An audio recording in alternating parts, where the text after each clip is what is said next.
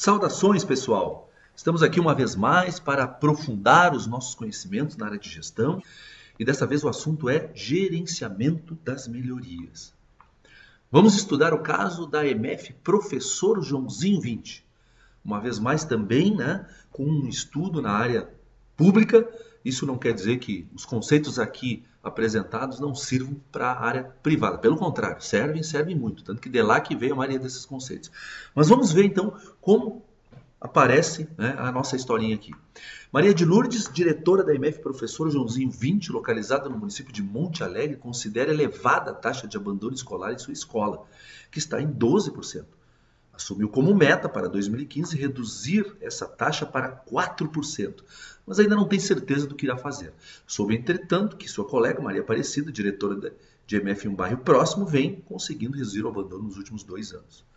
Então, pessoal, surgem aqui de cara 2 perguntas. Você acha necessário obter mais informações sobre este problema? E, se positivo, quais essas informações?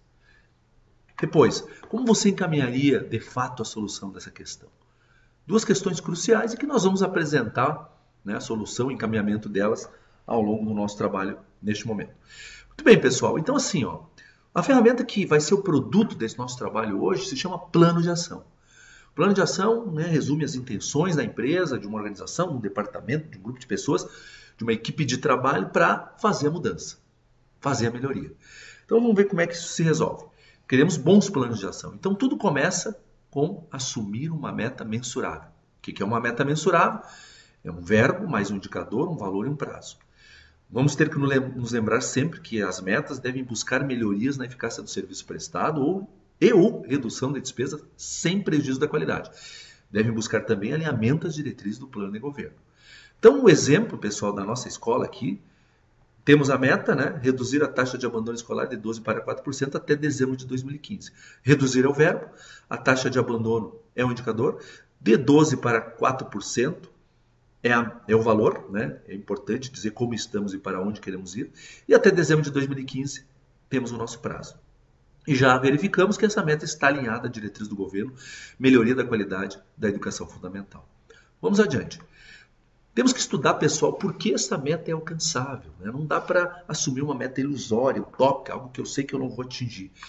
Então, essa análise pressupõe uma análise externa. Exemplo aqui, os municípios vizinhos de Vale da Alegria e Montes Prósperos, de porte semelhante a Monte Alegre, reportam nos últimos 3 anos taxas de abandono próximas a 4%. Quer dizer, já tem gente boa no pedaço aí conseguindo atingir a meta.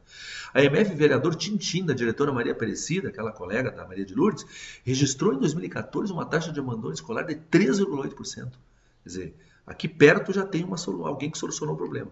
E há estudos recentes na área da educação que visam a redução do abandono escolar, muitos com métodos já validados.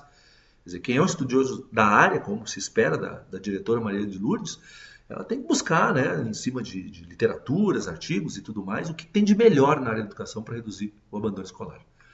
E também ela vai fazer uma análise interna aqui. Até 2011, a escola mantinha taxas de abandono escolar próximas a 4%. Quer dizer, eu já obtive, claro, talvez num outro contexto, mas eu já tinha resultados positivos bem melhores do que eu tenho hoje.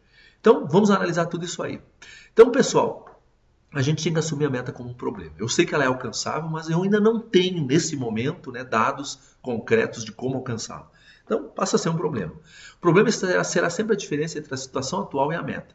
No nosso exemplo, nós temos que o problema é que a taxa de abandono escolar está 8% acima da meta. Então, pessoal, a gente passa agora para uma terceira etapa que se chama análise do fenômeno. Pressupõe coleta de dados, que pode ser feita por pesquisa documental, exemplo, dados históricos, observação direta, entrevistas, questionários e outros tantos métodos de coleta de dados. Quem teve a iniciação científica no ensino médio, quem fez trabalho de conclusão no tempo de faculdade, sabe? Existem métodos para a gente coletar dados, métodos que a gente possa obter dados confiáveis. Aqui a gente citou alguns. O mais importante é ir à luta e buscar esse tipo de dado para poder depois fazer uma boa análise. O importante aqui é identificar onde, quando, como e com quem se concentra o fenômeno estudado. Aí sim, com os dados eu vou organizá-los, classificá-los. A gente pode realizar, normalmente é um dos passos indispensáveis, uma estratificação desses dados visando identificar situações de destaque, como manda aí a nossa velha e boa análise de Pareto, do estatístico Pareto. Isso serve para focar o problema, pessoal. Vamos ver um exemplo que fica mais claro. Exemplo de análise de fenômeno. Estratificando os 12% de abandono, nós temos 6% do 7º ano em diante. 3% quinto e sexto anos, 2% terceiro e quarto anos, 1% até o segundo ano. Já dá para ver aqui que o meu problema, se eu quiser matar a meta, é do quinto ano em diante, né? Aqui tem 3% e o pior de todos está do sétimo ano em diante. Então, pessoal, para atingir a meta devem ser focados os abandonos a partir do quinto ano, especialmente a partir do sétimo ano. Nós aqui vamos focar o sétimo ano, uma vez que, né, o nosso tempo é curto, então a gente vai tornar mais didático aí com esse foco. Aí sim, pessoal, eu tenho foco, agora sim eu faço análise do processo. A questão básica é que deficiências existem em nosso processo que geram tal problema. Eu estou questionando aqui quais as causas desse problema, sempre chamando a responsabilidade para o meu processo, ainda que existam causas externas, né, que a gente vai questionar ali por que eu não pensei nisso antes. Então, utilizando-se de ferramentas apropriadas, buscar identificar todas as causas prováveis do problema, priorizar as causas raiz e, claro, se o conhecimento da equipe não for suficiente para estudo, coletar e analisar dados mais específicos e, em último caso, buscar ajuda externa. Perguntar para quem sabe. Então, vamos ver como é que fica. Eu vou usar aqui a ferramenta diagrama 6M, também conhecido como espinha de peixe ou Ishikawa, que é o japonês que inventou aí a ferramenta. Compreende o seguinte, o problema é o meu efeito indesejável, é colocado na cabeça do espinha de peixe, e depois eu vou elencando causas que podem ter a ver com máquinas, materiais, mão de obra, meio ambiente, métodos, medições e informações. Por isso que se chama 6M, tudo começa com um M aqui. É uma espécie de checklist aqui para não esquecer de nada. Bom, a pergunta-chave, então, a partir dessa análise. Por que temos 6% de abandono escolar a partir do sétimo ano? Coloca aqui na cabeça do espinho de peixe. No meu caso, eu vou já direto, né, nas espinhas que têm a ver com a minha situação. Então, eu identifiquei aqui várias causas com relação ao meio ambiente. Né? Dificuldade de acesso ao local, no caso, a escola. Má influência da família. Necessidade de trabalhar do aluno. E também identifiquei aqui, associados a máquinas e materiais ao mesmo tempo, infraestrutura inadequada. Também identifiquei aqui inadaptação ao método de ensino, tem a ver com métodos, e na questão da mão de obra, má qualificação dos professores. Como é que eu coleto essas causas, pessoal? Vou fazer um brainstorming com a minha equipe de professores, vou buscar outras informações e no final vou tentar chegar num consenso sobre quais são as causas mais prováveis. Tudo com uma argumentação, com um raciocínio lógico, né? Não tem chute nessa história. Bom, aí, pessoal, tem outra forma também muito específica de se fazer uma análise de causas. É a partir do processo definido. Olha como é importante ter o processo definido. Se eu não tenho, já cai por terra essa possibilidade. O meu processo educacional está assim: planejar um ano letivo, elaborar plano de ensino, preparar aulas, ministrar aulas, avaliar alunos, encerrar o ano letivo. É óbvio, né, pessoal? Esse aqui é o meu processo. Tudo que acontece de bom ou de ruim vem daí. Né? Então, as falhas, as causas estão associadas a essas várias atividades.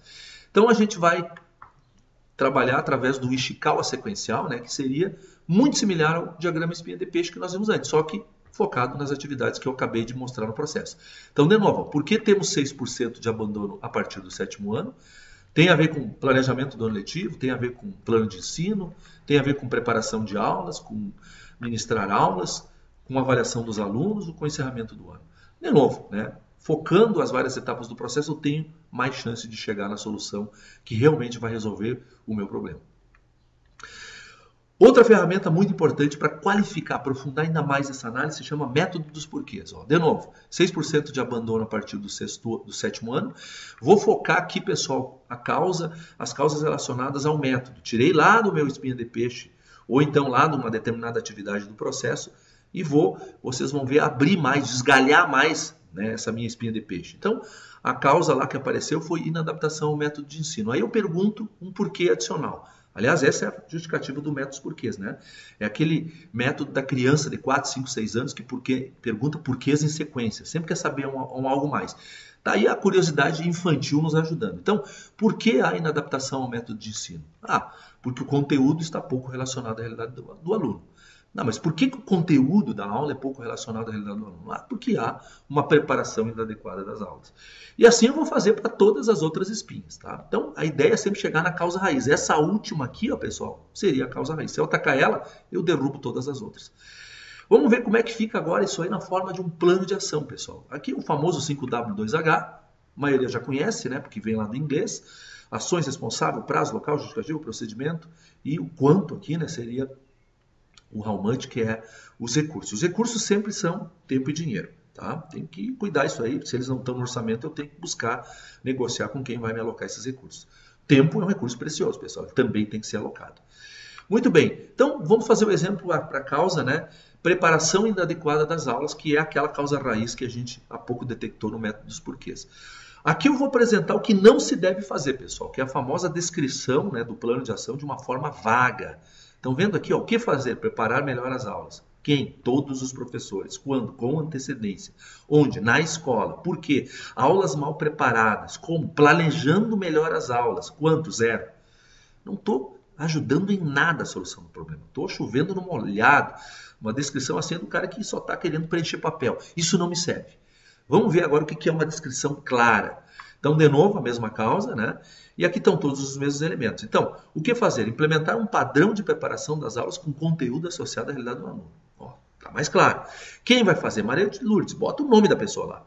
Quando? Conforme o cronograma, detalhando todas as atividades previstas. Então, pode-se colocar aqui o prazo de início, o prazo de fim e um detalhamento a nível de cronograma. Onde? Nas turmas do 5º ano em diante. Né? Eu já vou aplicar o meu plano, né? Não só apenas para o 7º ano. Já vou, tenho recursos para isso, aplicar no 5º ano também. Por quê? Tal medida deve fazer a taxa de abandono cair pela metade. Então, aqui a justificativa é a importância dessa atividade. Como fazer isso? Ó, aqui é um detalhamento, quase um procedimento operacional. Identificar o método das EMFs com taxa inferior a 4%. Eu tenho a Maria Aparecida lá que pode me ensinar isso, se for o caso. Realizar adequações em consenso com os professores. De repente tem alguma peculiaridade que eu tenho que adaptar à minha escola, coloca aqui.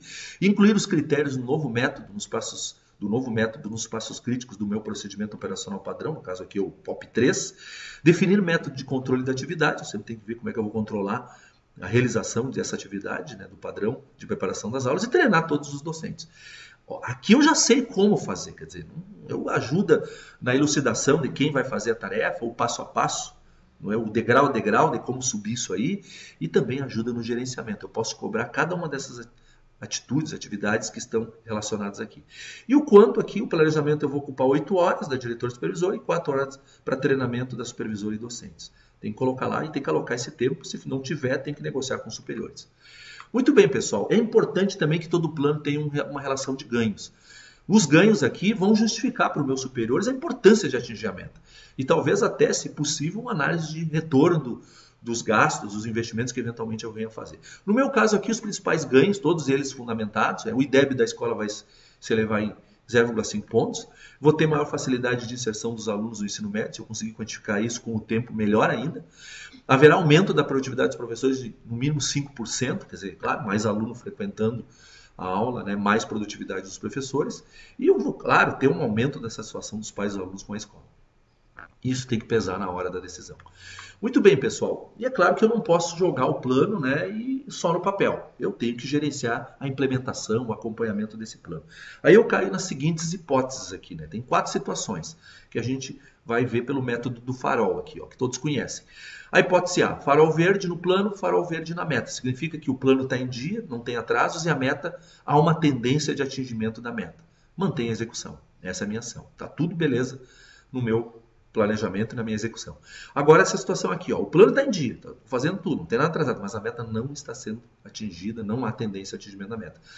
Volto para a análise de causas e novo plano. Provavelmente me esqueci de alguma coisa. Hipótese C, né? O cara é de sorte, né? O plano está todo atrasado, mas ele está conseguindo atingir a meta. Novamente, analisa causas e bota uma nova meta e faz um novo plano. Pode ser que a meta esteja muito fácil, muito folgada. Ou há um fator favorável externo que está, né, me ajudando, me empurrando no atingimento que não foi considerado. E esse aqui é o infeliz, né? O plano está atrasado, a meta também não está tendente, então eu vou colocar o plano em dia, se ainda der, né? E analisar as causas, porque eu vou cair nas hipóteses A e B aqui, né? Tá? Então, a gente acaba também recuperando e avaliando novamente o plano. Cuidado, né, pessoal? Quando nas hipóteses A e C aqui a meta supera, o resultado supera em muito a meta, também deve ser feita uma análise, o que houve de tão positivo para que o resultado superasse tanto a meta. Eu tenho que aprender com isso também. De repente, eu não estou considerando oportunidades que o meu ambiente externo está proporcionando. Muito bem, pessoal. Então, ó, isso aqui a gente já tem os métodos de acompanhamento e com isso, então, nós concluímos o nosso trabalho de hoje. Espero que vocês tenham aproveitado.